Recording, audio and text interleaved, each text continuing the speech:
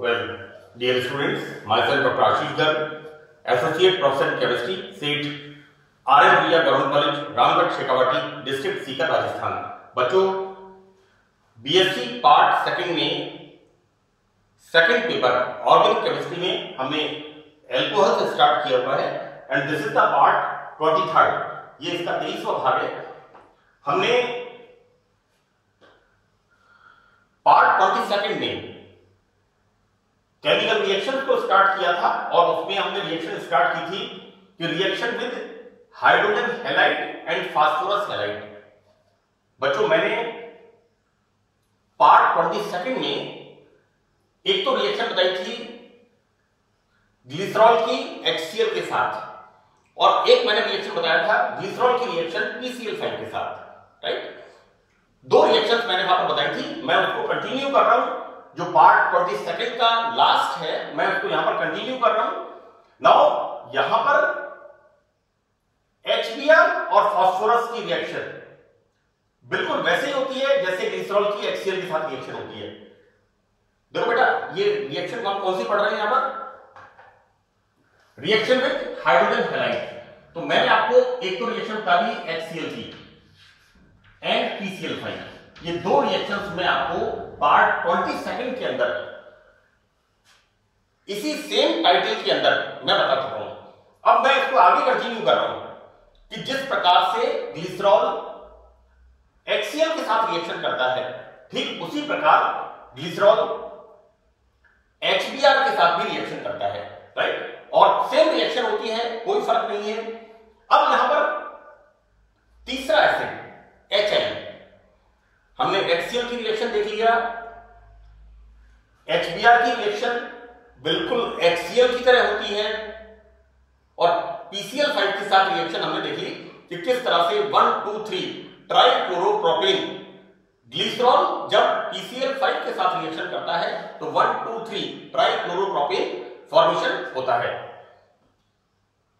बच्चों, यहां पर HI या तो हम काम में लेते हैं HI या फिर लेते हैं बच्चों फास्फोरस आयोडाइड। इसके साथ जो रिएक्शन होती है वो अलग प्रकार की होती है, राइट। हम देखते क्या है कि जब ग्लिसरॉल हाइड्रोआयोडिक एसिड के साथ या फास्फोरस प्लस आयोडीन के साथ रिएक्शन करता है तो ये क्या बनाता है? This is 1 2 3 triiodopropane. लेकिन ये ट्राई आयोडोप्रोपेन यहां पर अनस्टेबल होता है due to larger size of iodine. Iodine के बड़े आकार होने के कारण ये यहां पर अनस्टेबल होता है। तो बच्चों, यहां पर आयोडीन का आकार बड़ा होने के कारण यहां पर क्या होता है? त्रिविम बाधा। और त्रिविम बाधा होने के कारण ये मॉलिक्यूल जो होता है, देखो बेटा, मैंने आपको रिएक्शन बताई थी ग्लिसरॉल की PCl5 के साथ और वहां पर क्या बन रहा था?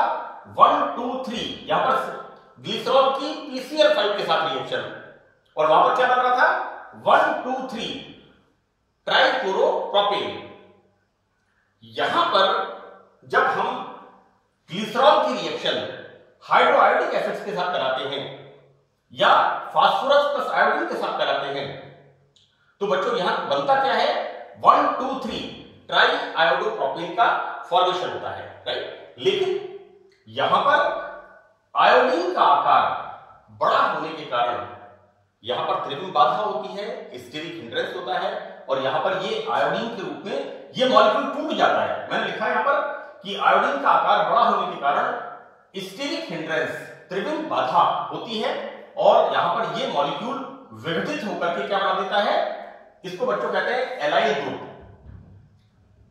CH2 double bond CH single bond CH2 I। तो this is the allyl iodide plus iodine देता है। तो यहां पर रिएक्शन अलग तरह की होती है। अब यहां पर एक बात और है कि अगर हम एक्सिस हाइड्रोआयोडिक एसिड लेते हैं, राइट। पहली बात मैं आपको फिर एक बार रिपीट करता हूं कि ग्लिसरॉल की रिएक्शन हाइड्रोआयोडिक एसिड से या फास्फोरस प्लस आयोडीन से, राइट। यहां फॉर्मेशन क्या होता है? 1 2 3 triiodopropane, but this is unstable. अस्थायी क्यों होता है? क्योंकि यहां पर आयोडीन का आकार बड़ा होता है, राइट। तो ये जो मॉलिक्यूल होता है ये बड़े आकार होने के कारण, त्रिविम बाधा, स्टेरिक हिंड्रेंस होने के कारण यहां पर ये मॉलिक्यूल विघटित हो जाता है, टूट जाता है और ये बनाता है align iodide plus iodine, right. यदि हम ग्लिसरॉल की रिएक्शन एक्सिस HI के साथ कराते हैं तो बच्चों क्या होता है, ये मैंने उल्टा लिख दिया है, ठीक लिखा है, बिल्कुल ठीक लिखा है। यहां पर क्या हो रहा है बच्चों, प्लस HI,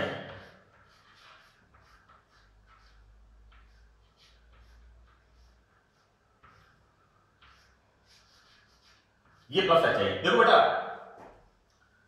यहां पर इसकी डबल बॉन्ड की HI के साथ योगात्मक अभिक्रिया, यानी इसका नेगेटिव पार्ट उस कार्बन पर जाता है जिस पर हाइड्रोजन परमाणुओं की संख्या कम होती है, Markovnikov rule, right. So this comes here and formation of CH3 and I, right. बच्चों अब क्या होता है, ये जो बनता है हमारे पास, दिस इज द 1 2 3, तो 1 2 diiodopropane, removal of I2 and formation of alkene. ये एल्कीन वापस रिएक्शन करता है इसके साथ, right, and formation of this isopropyl iodide like this. This is the formation of isopropyl iodide, right? तो इस प्रकार हम पढ़ते हैं ग्लिसरॉल की हाइड्रोजन हैलाइड। हाइड्रोजन हैलाइड में बच्चों देखो PCl5, सॉरी हाइड्रोजन हैलाइड्स में HCl number 1, number 2 HBr। HBr की रिएक्शन मैंने बताई नहीं है, मैंने एक लाइन लिख दी है यहां पर कि HBr की अभिक्रिया ठीक उसी प्रकार होती है जैसे कि ग्लिसरॉल की HCl के साथ रिएक्शन होती है, similar reaction, no change. HI के साथ यहां पर इसका व्यवहार भिन्न होता है ना, क्योंकि HI का आकार, आयोडीन का आकार बड़ा होता है, यहां पर त्रिविम बाधा होती है और ये जो मॉलिक्यूल बनता है ये टूट जाता है, right. So that's all. Now in the third reaction, it's a very important reaction। बच्चों यहां पर nitroglycerine, see formation of nitroglycerine, and nitroglycerine is a explosive, एक विस्फोटक होता है। जब हम ग्लिसरॉल की रिएक्शन कंसंट्रेट सल्फ्यूरिक एसिड की प्रेजेंस में नाइट्रिक एसिड से कराते हैं तो यहां पर ग्लिसरॉल ट्राइनाइट्रेट बनता है, राइट। ग्लिसरॉल की reaction in the presence of concentrate sulphuric acid, शांत सल्फ्यूरिक अम्ल की उपस्थिति में नाइट्रिक एसिड से कराने पर यहां पर ग्लिसरॉल ट्राइनाइट्रेट बनता है, राइट। और इट्स ए इंपॉर्टेंट एक्सप्लोजिव, ये एक महत्वपूर्ण विस्फोटक होता है जिसे नाइट्रोग्लिसरीन के नाम से जानते हैं, राइट। मैं आपको बताऊं बच्चों, नाइट्रोग्लिसरीन जो माइंस वगैरह हैं जहां पर स्टोन वगैरह तोड़े जाते हैं या जहां पर स्टोन्स की पट्टियां निकलती हैं या मार्बल के अंदर, मार्बल का खनन जहां होता है वहां पर इनका यूज करते हैं। तो बच्चों this is the glycerol, when glycerol react with 3 molecule of nitric acid in the presence of sulphuric acid. Glycerol की रिएक्शन कंसंट्रेट नाइट्रिक एसिड के साथ in the presence of concentrate sulphuric acid, तो यहां पर बनता है, this is the formation of nitroglycerine, this is the glycerol trinitrate, this is the, you know, this is the glycerol trinitrate, right? And glycerol trinitrate यानी nitroglycerine is a important explosive, एक विस्फोटक होता है जो विभिन्न प्रकार के माइंस के अंदर स्टोन्स वगैरह को तोड़ने के लिए या ओर्स को निकालने के लिए उसके काम में आता है। नाउ ग्लिसरॉल की रिएक्शन मोनोकार्बोक्सिलिक एसिड के साथ, तो बच्चों यहां पर हमने बताया है ग्लिसरॉल की रिएक्शन कार्बोक्सिलिक एसिड के साथ। देखो बेटा बहुत सिंपल रिएक्शन है, यहां पर है OH group, this is the OH group, ये रिएक्ट करता है इसके साथ,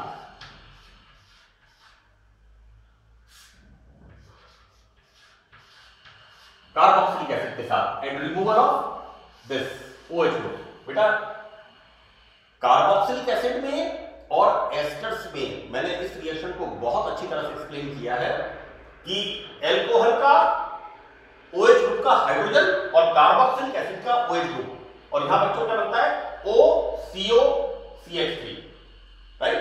तो बच्चों